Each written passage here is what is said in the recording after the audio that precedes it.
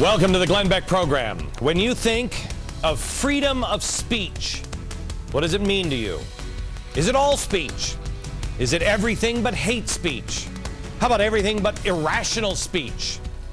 Here is Arianna Huffington. She said this, and I thought this was amazing. She said this about me. By the way, her investigative arm over at the Huffington Post is funded by George Soros, the Tides Foundation. Here she is about me. Here she is about. There is something that we need to really pay attention to with Glenn Beck. We cannot just dismiss him, because the truth of the matter is that there is a good reason why we have an exemption to the free speech protected by the First Amendment. There's an exception for me. Apparently, I didn't know that. Huh. Now, here she is, just a couple of days ago, responding to comments of Ginny Thomas, the wife of Supreme Court Justice Clarence Thomas. She made a comment, and she used the word tyrant in describing Obama and the Democrats.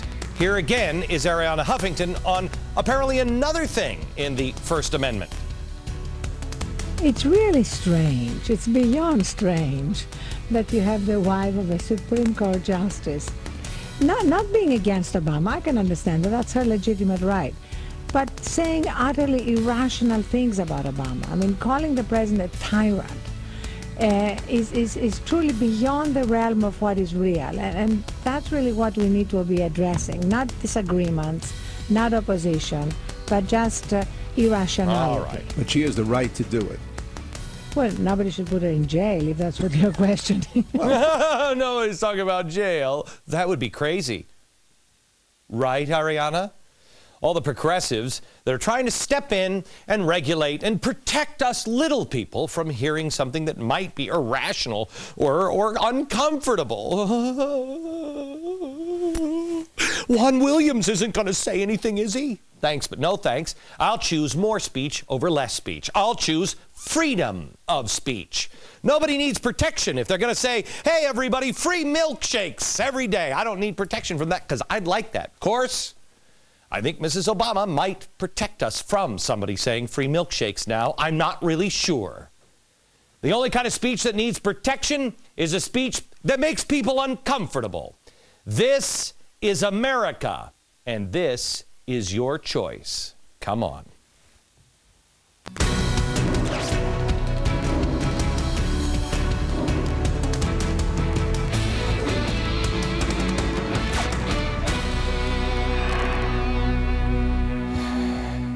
Hello, America. Welcome to the program. Organizing against free speech, because that's what we got going on here, and I don't know if anybody really understands it yet. I tell people all the time you should be keeping a journal, because we're living in extraordinary times. People, your kids, your grandkids will ask, what were you thinking at this time? What was happening? Besides that, things are moving so fast, if you don't record them, I don't even think you'll realize where you are anymore. Think about what you were willing to believe 2 years ago, even a year ago. Think about what you thought. I mean, you know, I read that story about the space aliens and the UFOs, and I don't know they're UFOs. I don't think they're UFOs, but do you know anymore? Would you be surprised if a little green man came out and they're like, hey, we've been watching you. Everybody for anal probes. I wouldn't be surprised. I'd be like, huh, okay. I guess that's what's happening now on Thursdays. Would you have ever imagined that we would be where we are today? I have to tell you, America, I say this as a guy who used to believe the things on the news. I used to believe things that I saw and read. I used to believe in the people, used to believe people in this business. I don't anymore. I don't.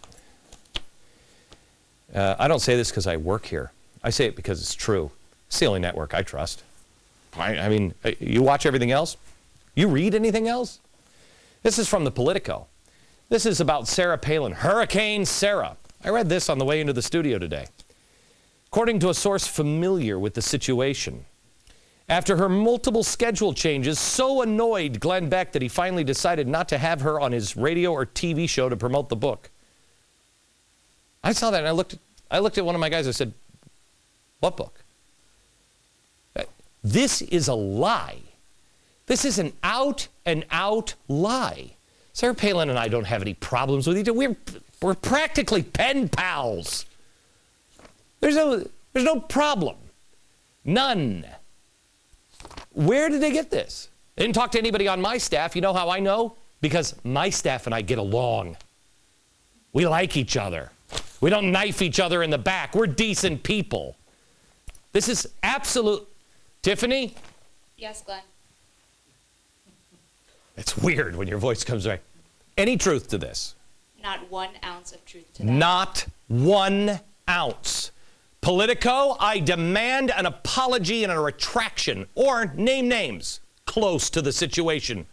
Close to the situation. Where? In East Germany? It's trash. Sarah, I have to tell you, I don't know how you do it. I don't. I really don't.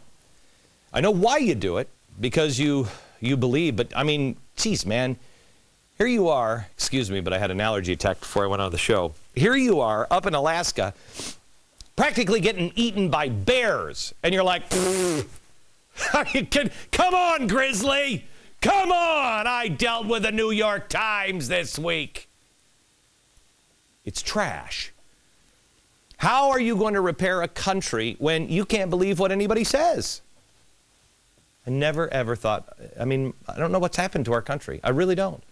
We have a president whose administration extols the virtues of Marxism, outwardly expressing hostility towards free market principles and free speech, and then has the cojones, which I'm just trying to be bilingual and inclusive, that's all I'm doing, cojones, to actually then say, what? I'm the biggest free market guy in the world. Really? Here's an administration that tries to take on a news network, Fox.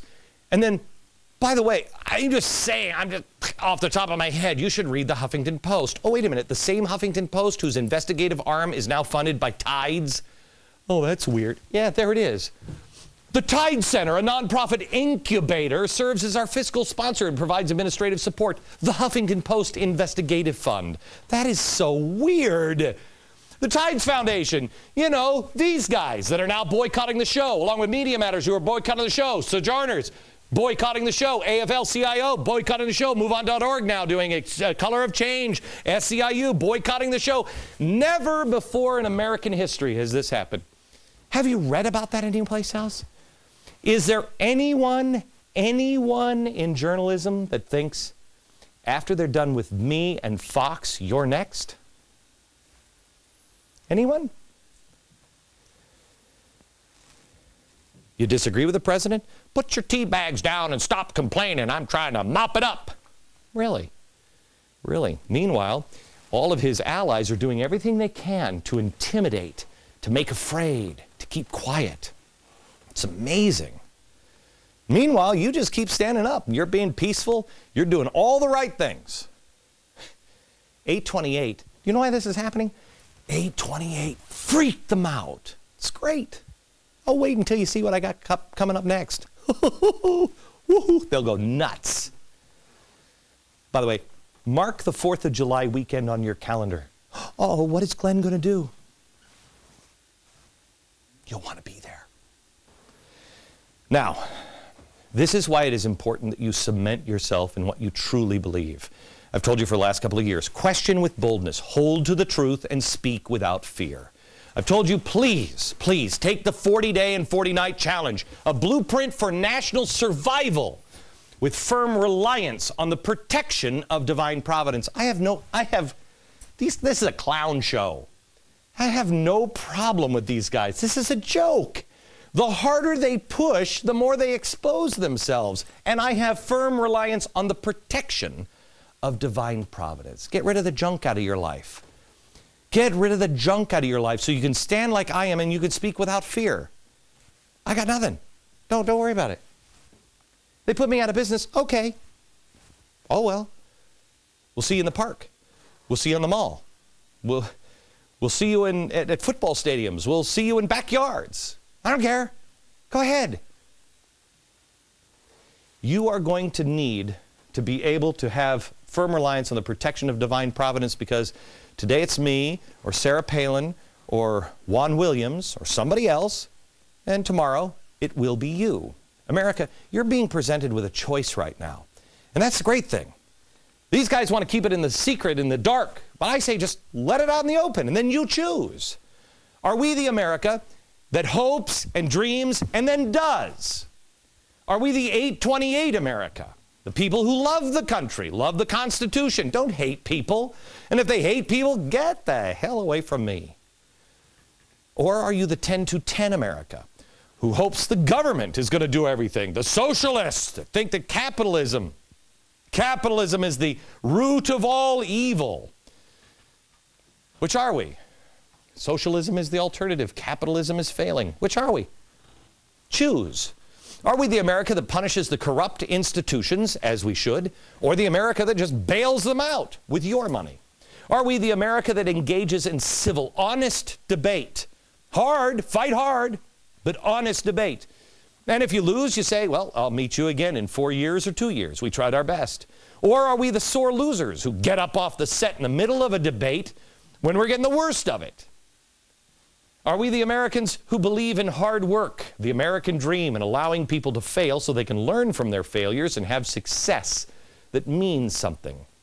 Or are we just going to become slaves to the state, sitting around waiting for the scraps to fall off the federal table? That's the choice. Is it we the people who control America? Or does some bureaucrat in Washington that knows better than you regulate and restrict us? Better yet, is it one of these guys? Is it spooky dude George Soros, who knows better than you? In case some people are starting to get irrational. Usually that happens when I devalue their currency. Blah. Which one? You going to vote for them? Or are they just going to appear and you're like, I don't even know who these guys are? This is the choice we're facing. Liberty or control. The connections of these progressives, oh, they've got an old boys network. They're working overtime to gain control. This is their opportunity. And you are seeing them now remove the masks. I told you they would about a year ago.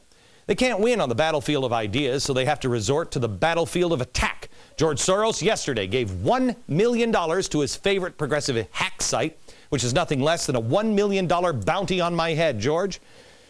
I'm a little nervous about my life and the life of my family. I don't think you should be inciting violence. There are nut jobs that might take all of your words.